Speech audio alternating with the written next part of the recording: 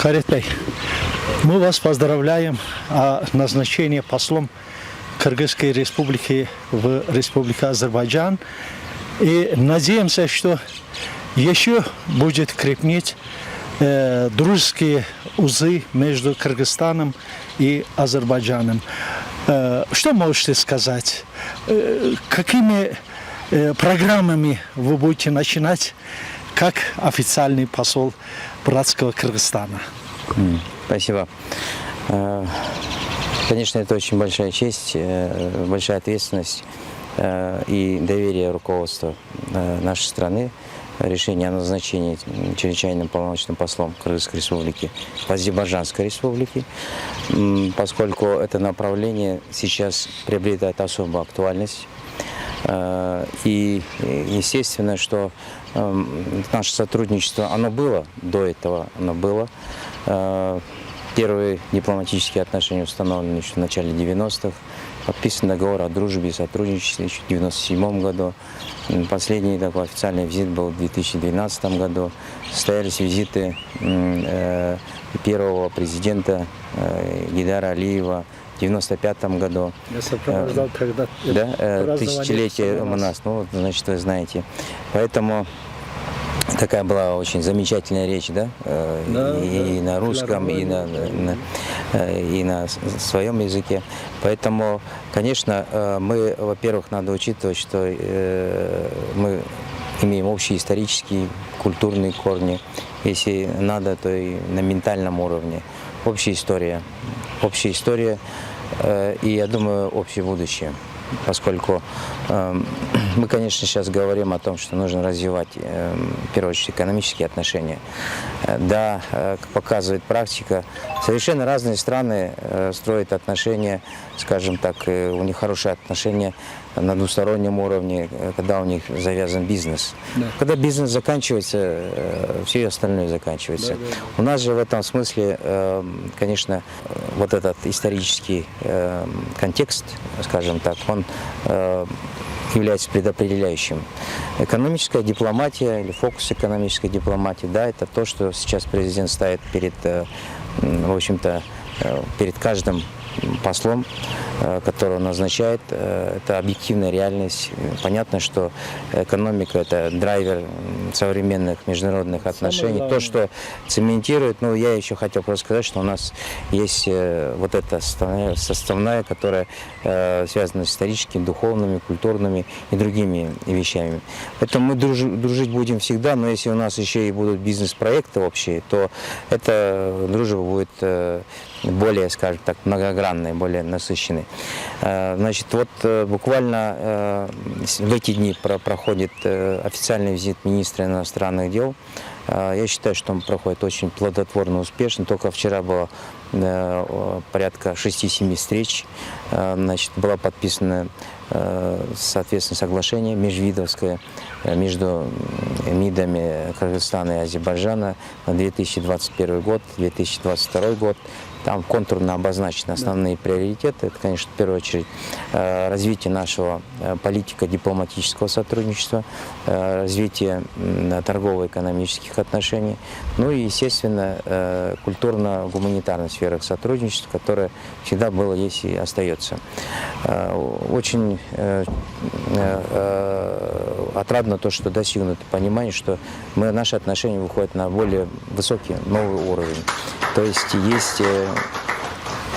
желание поднять уровень нашего сотрудничества не просто на основе вот договора о дружбе. Но, видимо, следующий шаг будет это подписание договора о стратегическом сотрудничестве, дружбы и стратегического партнерства. Наш министр иностранных дел прибыл с особой, скажем, с особым поручением. Он передал официальное послание нашего президента Садыра Нурмурзиевича Джапарова азербайджанскому лидеру с тем, чтобы поднять уровень нашего сотрудничества, между двустороннего сотрудничества на более высокий уровень. И здесь 2-3 момента нужны, которые уже обозначены. Ну, во-первых, вот, это уровень стратегического партнерства, это образование межгосударственного совета, глав государств на двусторонней основе. Это такой механизм, который придаст импульс этому сотрудничеству. Ну и, в общем-то, то, что предопределяет в дальнейшем наши, скажем, это бизнес-проекты. Вопрос, допустим, о создании инвестиционного фонда между двумя странами, он давно уже поднимался. И в ходе последнего визита, который был в 2012 году, тогдашнего президента Атамбаева, уже между лидерами двух государств был обсужден вопрос о создании инвестиционного фонда суммой до $1 миллиарда. Да. Вот буквально недавно наш президент побывал с визитом тоже в братском Туркменистане. И уже было подписано соглашение о том, что будет образован инвестиционный фонд на сумму $100 миллионов. Я думаю, с Азербайджаном мы все-таки пойдем гораздо дальше, вот, в обозначенных пределах, выше, чем с Туркменистаном, ну, с учетом корректировок вот, до вот этой очень серьезных, так сказать, бизнес-проектов. Вот. И естественно, что мы ожидаем государственный визит президента Ильхама Алиева в Кыргызстан, как только это будет ему удобно. Здесь значит, этому событию мы придаем ключевое, скажем так, поворотное такое значение, поскольку очень важно, когда на уровне глав государств устанавливаются такие отношения. И вот как показывает анализ, особенно последний, потому что у нас президент в этом году избран, и те, кто отслеживает, видят, что как четко, правильно выстраивается внешняя политика. Это успешные визиты. Визит Казахстана, Россия, Турция, да, Таджикистан. Турция особенно хотел подчеркнуть. Вот он, после него сразу вот, и визит министра обороны состоялся в Кыргызстан и соседний Таджикистан. Поэтому можно сказать, что внешняя политика, она сейчас действительно выстраивается на основе многовекторности. Я не мог бы сказать, что она вот в прошлых годах там она была реально многовекторной. Ускорить и поднимать уровень, правильно? Да, поэтому мы придаем очень большое значение именно развитию сотрудничества в рамках вот, регионального уже вот, образования такого, как Тюркский мир, да, условно называется. Мы активно работаем в составе Совета тюркоязычных государств ССТГ, активно сотрудничаем, вот, наши депутаты в рамках Тюркпа, Тюрксой, есть фонд наследия тюркской культуры и так далее. Ну и, естественно, и ваша организация «Дружба Азербайджан-Кыргызстан». Да, это наш маленький вклад. Мы уже где-то больше года значит, работаем, поскольку это, ну, скажем так, механизмы, которые помогают выстраивать методы, скажем, народной дипломатии, неформальной дипломатии, которые вместе в комплексе с официальной. Да, ну надо сказать, что у нас достаточно очень большая диаспора азербайджанцев в Кыргызстане. Сколько я помню, это больше 20 тысяч. Да, и ну, чуть больше 20. И мы знаем очень много достойных азербайджанцев, которые вносят свой вклад в развитие Кыргызстана. У нас многонациональная страна, вы знаете. Вот, поэтому сотрудничество с посольством Кыргызской республики мы эту площадку будем и дальше развивать. Например, я буквально на днях сложу свои полномочия как руководитель этого кыргызского клуба «Друзья Азербайджана». Передадим, тут у нас есть уже инициативная группа, кто хочет развивать. Я думаю, что это одно из перспективных направлений, как раз укрепление двустороннего сотрудничества народной дипломатии и такой дипломатии, официальной, скажем так. Поэтому, конечно, я еду скоро, вот на днях, просто прохожу сейчас определенные процедуры, которые, оказывается, необходимы для посла. Прежде чем он выезжает на место постоянного пребывания, я еду в очень интересное время. Это время хороших перспектив. Я уже говорил о том, что потенциал нашего двустороннего сотрудничества, если мы говорим Азербайджан и Кыргызстан, он был, есть и очень большой, но его реализовывали неэффективно. Некоторое время назад даже произошло некоторое охлаждение отношений между нашими братскими народами. Отсутствие посла, наверное, там тоже влияли. Отсутствие посла, это уже потом то, что его отозвали, это уже как бы последствия вот этих вот вещей. Так что я очень рад, что получил агриман, то есть согласие страны пребывания, персона грата.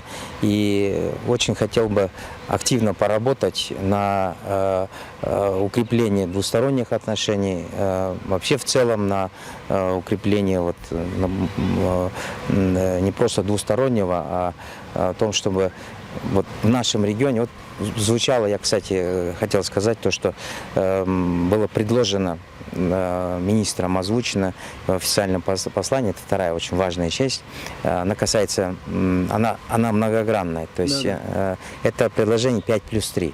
Да. Это сотрудничество, создание такой, скажем так, межрегиональной, можно сказать, площадки, которая будет состоять из 5 стран Центральной Азии и 3 стран Южного Кавказа. Поскольку это открывает очень широкие перспективы для дальнейших интеграционных процессов. Да? Это тот коридор, который называется Восток-Запад. Мы же все находились исторически в рамках Великого Шелкового пути. Мы находимся прямо с Китаем, границы Казахстан.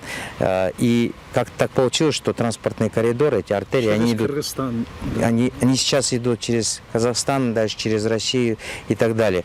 Мы бы хотели, чтобы были еще альтернативные, эффективные транспортные коридоры, которые нам тоже открывают перспективы нашему региону. И Китай тоже в этом заинтересован. Чем больше этих транспортных коридоров, этот коридор, который исторически первый был, самый первый, это через, основной, через Центральную Азию, через Южный Кавказ и дальше Европу, чтобы этот традиционно, этот коридор, он Восток-Запад, да, через Центральную Азию и Южный Кавказ, он снова заработал. Для этого есть историческое обоснование, перспективы. И желание тоже есть. Самое главное, я думаю, что сейчас у лидеров всех государств нашего региона уже это желание уже обозначилось. Очень важный аспект платформы 5+3, которая официально она озвучена как от президента Кыргызстана, лидеру Азербайджана передана, в том, что там очень немаловажно, кроме экономического аспекта, это вопрос обеспечения безопасности. К сожалению, ситуация в соседнем Афганистане ухудшается стремительно. Что сейчас предлагает Турция, в лице лидера Турции, да, господина Эрдогана, эти инициативы по интеграции, опять-таки интеграция вокруг идеи тюркского мира. Это вопрос опять связан с обеспечением безопасности, да? То есть он берет на себя определенную ответственность за то, чтобы установить мир, порядок в Афганистане и так далее. Мне кажется, эта задача, она вполне по силам. Турция сейчас выходит, уже практически вышла на первый план и в нашем регионе, и на Евразийском континенте. Именно в плане того, что не боятся брать на себя ответственность, решает такие сложные вопросы. И, например, то, что произошло в ноябре 2020 года, прошлого года, в ходе Карабахской войны. Мы должны здесь отметить, уважаемый министр Руслан Казакбаев, не пустыми руками в Азербайджане был официальным визитом. Он предложил во время встречах в Аляте двусторонние экономические зоны между Бишкеком и Алатом. Да. И потом Азербайджанской дипломатической академией между Кыргызской дипломатической академией заключить официальные меморандумы. Вы как смотрите на это? Естественно, что он в пределах своих компетенций максимально, я считаю, что он проработал, он все-таки большой профессионал, большой эксперт, знаток вообще региона в целом. Он работал и генеральным консулом в Турции. И, в общем-то, я считаю, что в этом отношении то, что можно было сделать максимально, программа она выполнена. Но вот есть 3 важнейшие документа, которые подписаны, да, они в рамках МИД, то есть межвидовское соглашение между на 21-22 год, это между МИДом Кыргызстана и МИДом Азербайджана, это меморандум о сотрудничестве между дипломатической академией Кыргызстана и Азербайджанской дипломатической академией, университетом, кстати, который Там является... учатся кыргызские студенты. Там очень мало учатся, Да, но у меня была честь 2 года назад проводить исследования правовых аспектов Нагорно-Карабахского конфликта. Я знакомился, естественно, с руководством. Замечательные условия для обучения. Меня, честно говоря, поразила Азербайджанская дипломатическая академия.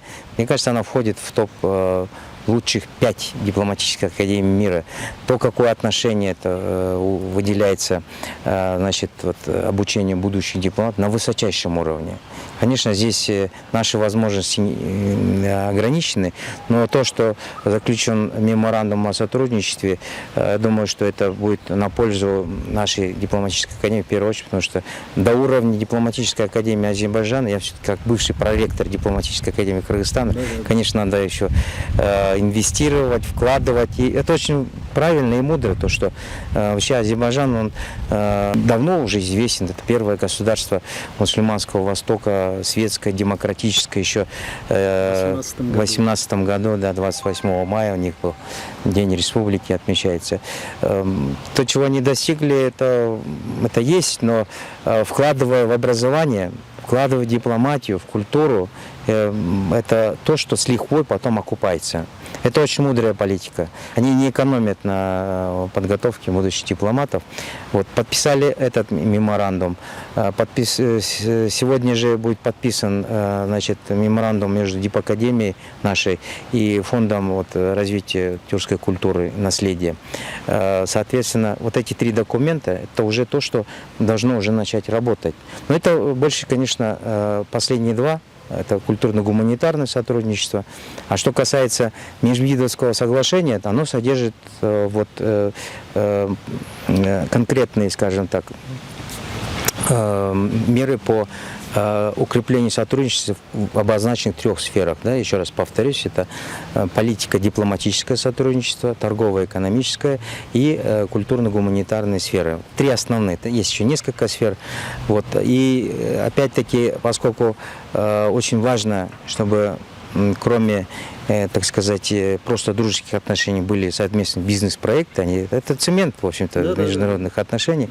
Здесь наш уважаемый министр в первый же день, 1 июля, когда прилетел, несмотря на позднее время, встретился с руководством вашей нового логистического центра «Алят». Есть договоренность о том, что с нашим СЭС Бишкек они начнут работать активно. Я очень уверен, потому что это заработает, поскольку есть политическая воля со стороны глав государств, есть политическая воля со стороны глав внешнеполитических ведомств. Остается только реализовать на нашим, значит, исполнительным структурам, нашим бизнес-структурам. Кроме того, ознакомился с деятельностью вашего агентства, которое занимается регистрационными делами, цифровизацией. Действительно есть чему поучиться, какому-то опыту.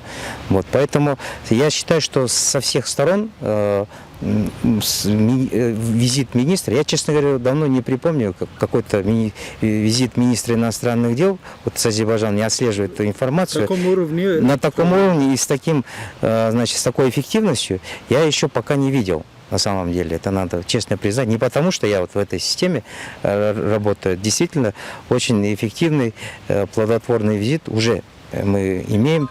И я думаю, что вот эти перспективы, которые обозначены, надо просто их сейчас им придать практическое русло и практические формы реализации.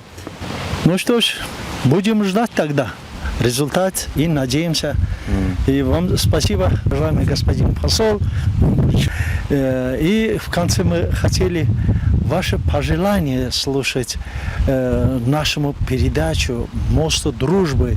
Эта передача у нас пойдет сотовый выпуск. Вот, юбилейный. Юбилейный выпуск. Вы принимаете в этом Для меня большая честь, что я попал прямо на 100-й выпуск. Да.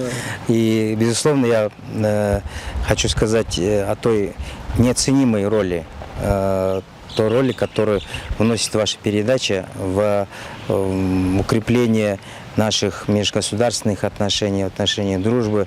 Это та работа, может, которая и невидима, но она дает самый большой эффект, потому что мы боремся за, имеется в виду, за то, чтобы между нами, нашими странами, нашими народами, в первую очередь, да, всегда оставались и улучшались эти наши отношения братского характера, потому что у нас есть общая история, у нас есть настоящее, и у нас есть общее будущее, я думаю. Вот, уважаемый посол, мы хотим этот почетно вам передать, чтобы вечно это у вас Не сносил отсюда с этого ласкара, да? В сердцах, это конечно. Кыргызстан и Азербайджан, чтобы вместе... У меня первый значок такой. Первый всегда запоминается. Да? Да. И